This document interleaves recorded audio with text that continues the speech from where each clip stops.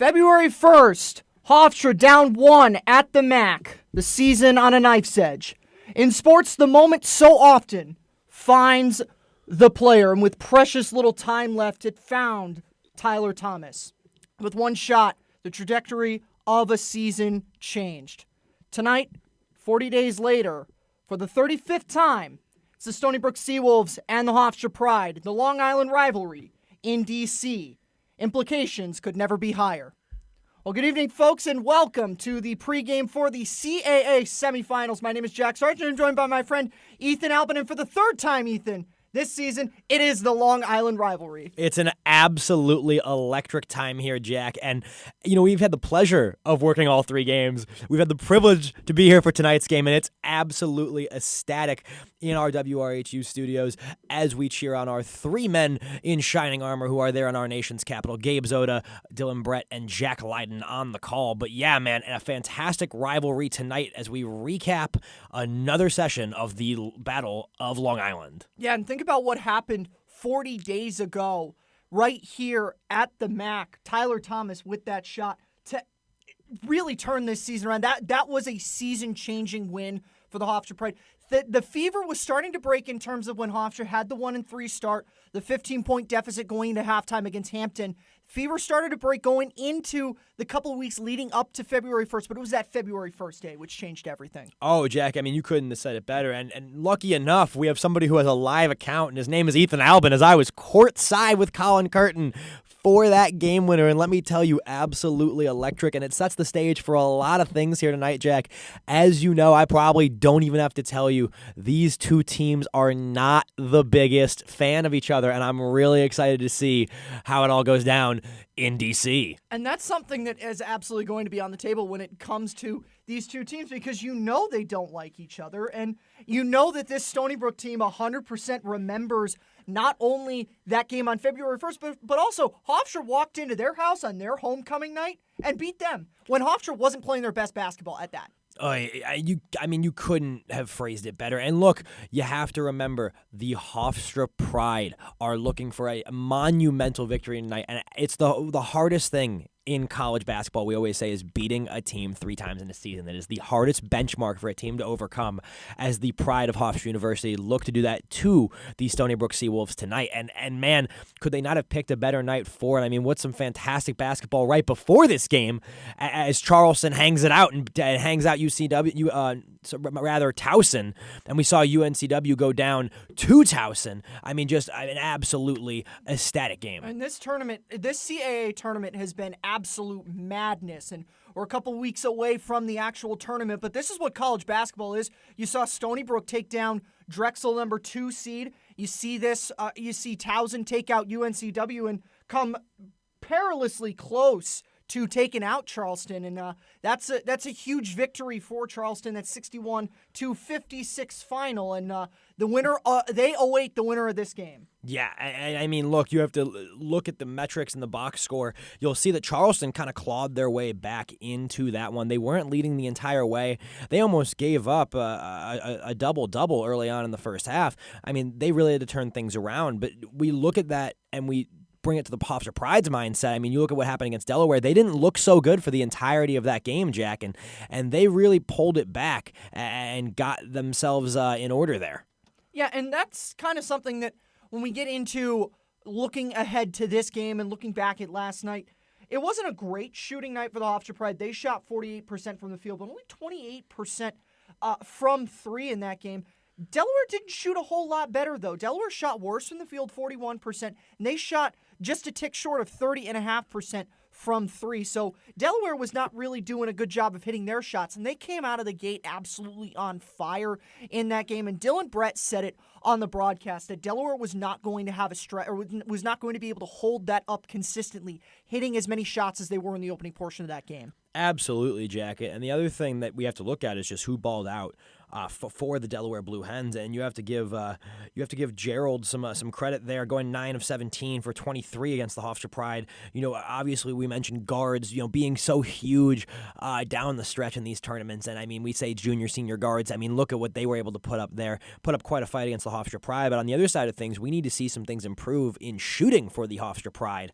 Tyler Thomas going 6 of 22 is not going to cut it. Despite having 20 points, it's just not going to cut it against this level of competition in the Stony Brook Seawolves, who jump on you at any chance they get. Yeah, that's the biggest thing coming into this game is Tyler Thomas. The last night's stats got to be better going into this game, but you can look at it from the positive perspective of, okay, well, if you're going to have that game, that was the right game to have it in. But one man who did not have to worry about the shooting percentage was D-Stone Dubar. He was a man possessed last night. I mean, Jack, he had a double-double. Like, he had an easy double-double, and he looked immaculate while doing it. The only error I can really give him is he didn't do that well from three. He shot 33% from three, but aside from that, he went 9 for 11 from the field, racked up 23 points, and grabbed 11 boards. He grabbed more boards than Jaco Fritz and Silas Sunday combined, and then added 4 more. All right, that guy, as you mentioned, is a man possessed, and he's been such a physical specimen for them. Always a good fire starter in the first half, and they're going to need that tonight because we saw how well he played against Stony Brook last time around, and man, you got to think he's out for blood. And one thing that we will mention in both of the games that Hofstra played against Stony Brook, they trailed at halftime. It was a 5-point deficit going into the halftime break when Hofstra played Stony Brook the first time at Stony Brook's house, and Stony Brook was up 10 at the MAC on that fateful February 1st day. Hofstra, with 41 points in the second half, ultimately did take out that game. We know why, the big reason why they took it out, but that's something Hofstra struggled early on at the beginning of the season with getting off to slow starts. It hasn't been as much of an issue for them down the stretch in the back half of conference play, but something to keep an eye on for Hofstra is you don't want to let Stony Brook get too far ahead of you early.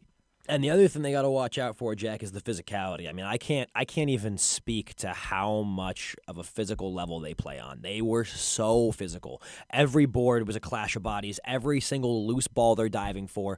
They are a very physical basketball team, and Speedy Claxton knows it. And we had that discussion at the postgame last time. He was shocked with how many fouls weren't called and how many like slights there were against his guys. But look, they toughed it out with that 72-71 win, and they're gonna have to tough it out tonight in our nation's capital, man, to go and see the championship game as the Charleston Cougars await the winner of this game. So it's absolutely massive stakes. You mentioned how they have to show up, and I couldn't agree more, Jack. Yeah, and one thing that was really interesting for me going into that second Stony Brook game was the way that Hofstra was really able to hold down Tyler Stevenson Moore in the first game back on January 22nd when Tyler Stevenson Moore was held to just 2 of 9 from the field, 1 of 7 from 3. He got 9 points, but half of those points came from free throws. He ended up having a better afternoon, or I should say a better evening, 6 of 13 from the field, 3 of 5 from 3 for 17 points at the MAC. But Hofstra so far this year has done a pretty good job of containing Tyler Stevenson Moore, all things considered. Yeah, all things considered, we do say he had some spurts last game that they faced off. But another guy who I think you got to watch out for, because we talk about Tyler Stevenson Moore and how much of a presence he is, but I think Aaron Clark, man, that guy's a sniper from 3, and you got to watch out for what he can do. I mean, he went 4 for 9 last time they faced off. He had 18 points, and he racked up a lot of those on 3 straight 3 balls. That's 9 easy points right there. That was a big difference maker the last time these two faced off at the MAC here in Hempstead. And that's something you have to remember as well, is that they shoot very, very well from the field. You know, one of the biggest crutches for the Pride was that Stony Brook really struggled in that second half that they played against them. They shot just over 30%. They shot like 30.7% from the field. And the first half, they had shot 55. They were up by 5 at half. So I think we have to remember the Pride, who typically off to slow starts, can't get behind in this one because the Seawolves are just going to jump on them if that's the case. We got to see what we've been seeing where they get out early and they get into a shooting rhythm. We need to see those role players play their roles, but also go out for some tough shots, and we got to see the shooters shoot, man. It's going to be huge tonight. One more stat for you. You talked about that physicality, and in both of these games, points in the paint have been very important. Back on January 22nd, 32 points in the paint for the Hofstra Pride. Stony Brook actually had 34 in that game. On the flip side, over in Hempstead, it was a big difference in the points in the paint department. 20 for Hofstra, just 6 for Stony Brook. So That's something I think in this game, you look at it, it's fairly safe, I think, to assume that Stony Brook's going to have more than 6 points in the paint tonight. Absolutely. And we have to also remember the Pride have kind of gotten into a rhythm, and I'm not going to say since that game, but I would say certainly down the stretch of the season, they've gotten into a rhythm of kind of using both their bigs in tandem. And that's something that's really dangerous against opposing teams because Jaco Fritz, the biggest deterrent of him being, this massive defensive star was his foul troubles. We used to always think, Jaco's going to get in some foul trouble. He would have an easy 3 in the first half. Well, even if that's the case now, he's splitting time with Silas, and Si's been really smart. He had 5 points last night, no fouls, 0 fouls last night against the Delaware Blue Hens. A very impressive stat line there from the young buck who transferred from Iona, and you have to be impressed with the physicality level that they can play. They're so good at blocking points in the paint, man. I've had the pleasure of watching them a number of times keep those arms up, get easy blocks, easy defensive rebounds there because they just know how to play the game.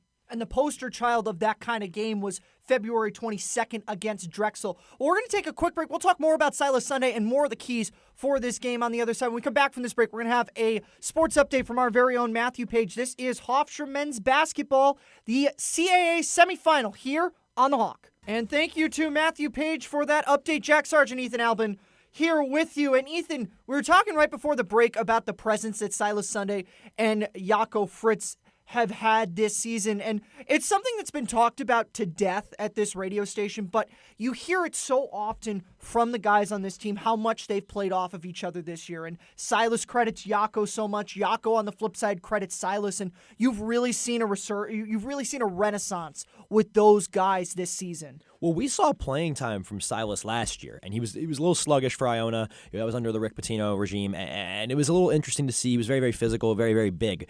And then he came here, and he was still a little bit big to start the season in a D3 matchup, and he got some minutes. It looked okay, but he was sluggish. He was slow. And then he, throughout the season, really slimmed down, got his cardio up. I mean, something that was very reminiscent of Purdue star Zach Edey, where he talked about, slimming down, trying to get that cardio up so he could play a full 40 minutes. So he could play, really productive basketball. And he's looked excellent since that transformation. Him and Jaco really pair well together. And I think you have to remember, much like wine and cheese, you need these things in tandem. And when we see, Silas get minutes, then Jaco get minutes, we see different dynamics.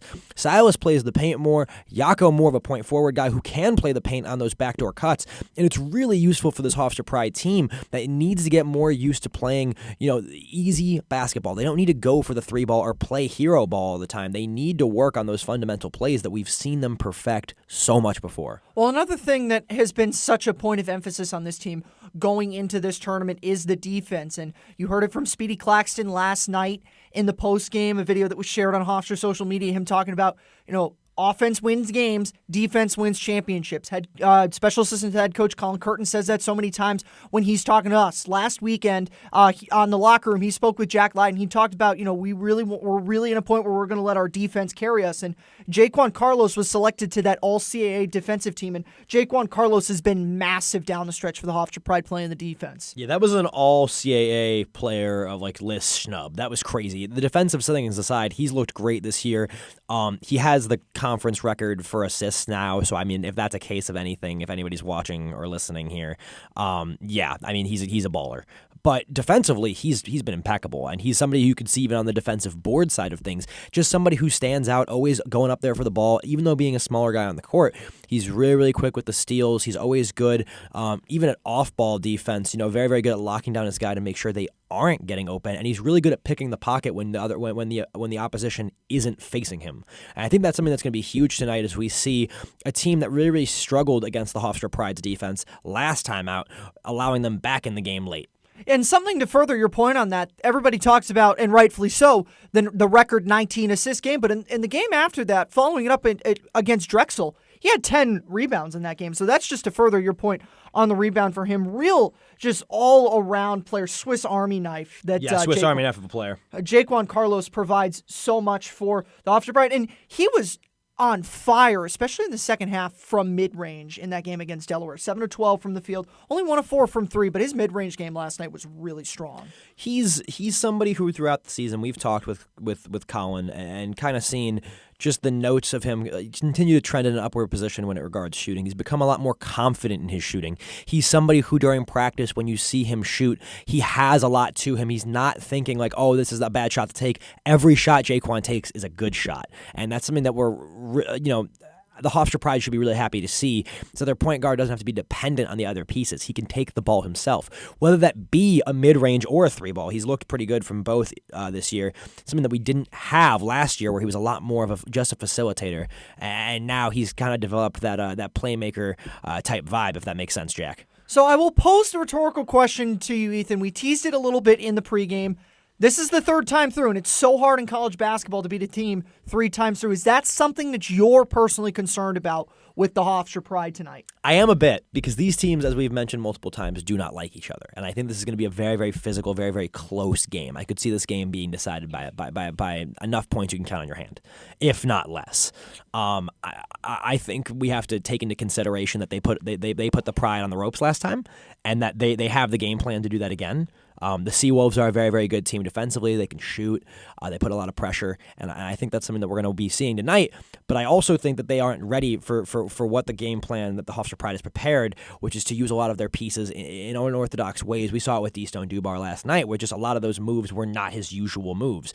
Obviously cut baseline to baseline and then a cut up top to set up a pick and roll that's not his usual forte. It's usually just a cut to the basket.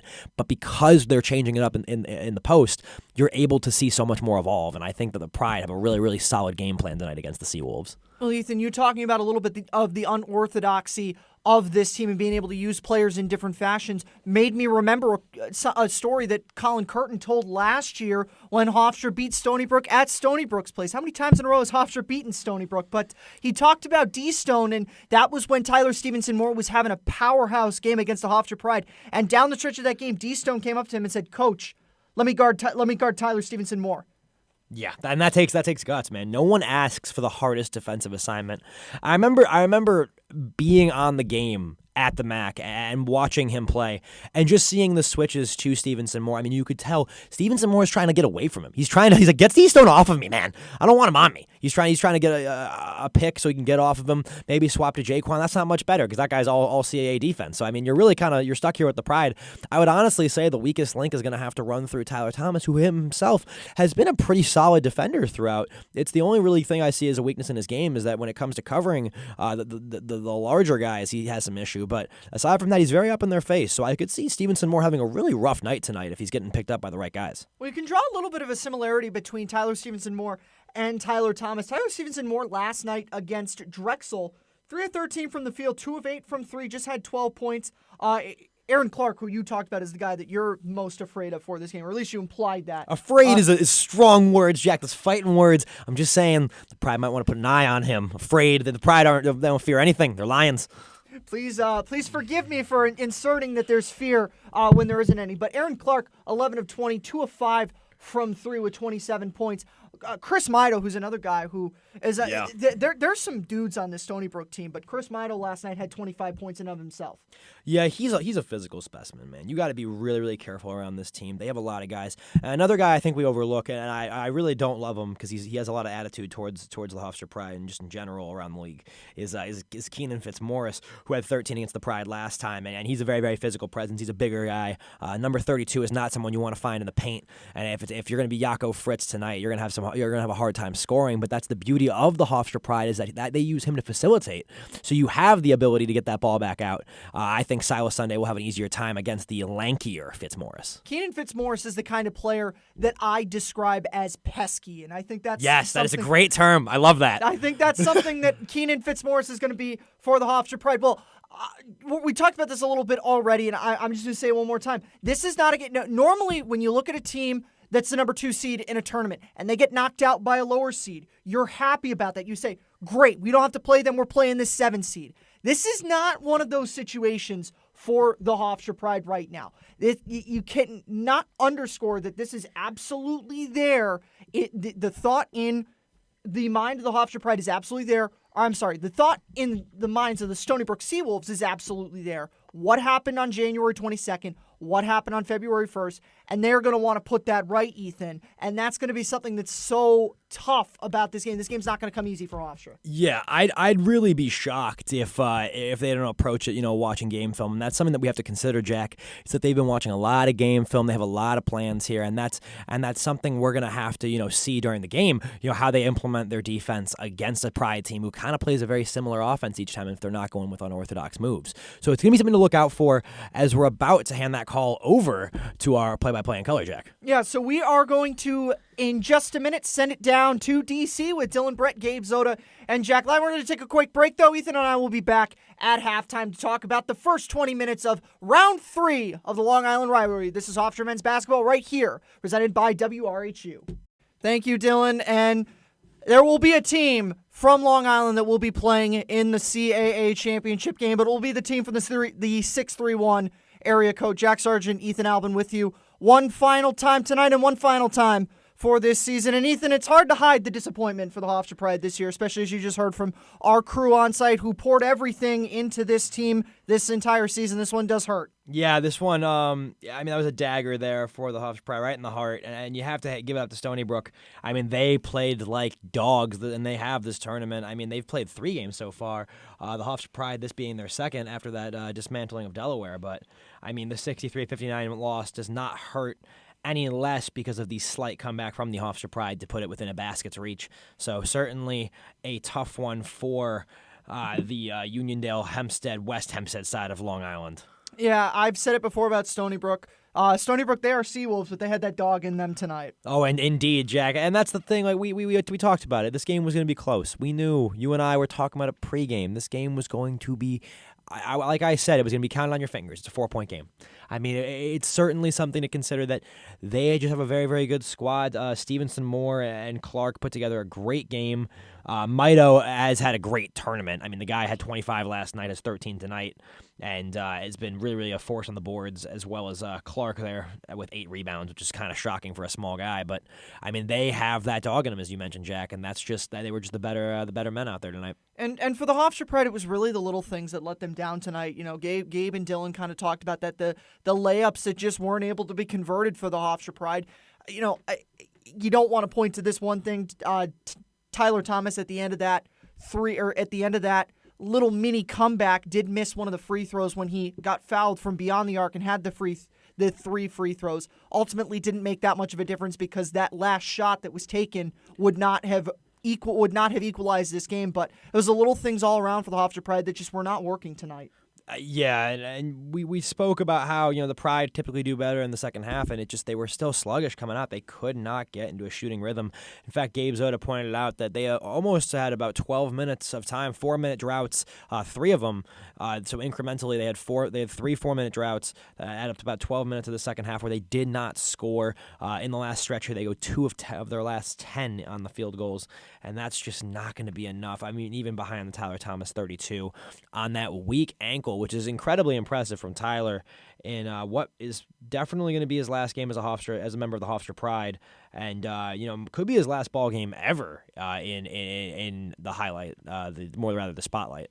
Yeah, and one thing that we will say about the Hofstra Pride offensively, Tyler Thomas carried this team. Tyler Thomas tried to carry this team all the way to that CAA title game, and the efficiency wasn't great. It was an inefficient night for him ultimately, but those 21 points, especially on that weak ankle after the tough fall that he took there, you saw how much this program meant to him, how much it meant to him to try to get to that CAA title game, and unfortunately for Hofstra, The second leading scorer in the second half was Jaquan Carlos with 4 points. There was nobody there to provide offense alongside Tyler Thomas, and we referenced that almost 12 minutes of this second half where the Hofstra Pride, if you add up those 4+ minute scoring droughts, there's just no one there to provide the help for Tyler Thomas. It's absolutely brutal, especially after we watched Tyler take that fall on our screens here in WRHU Studios. We didn't know who was going to show up. Obviously, we see Jaquan get a basket in between. Then he comes back on.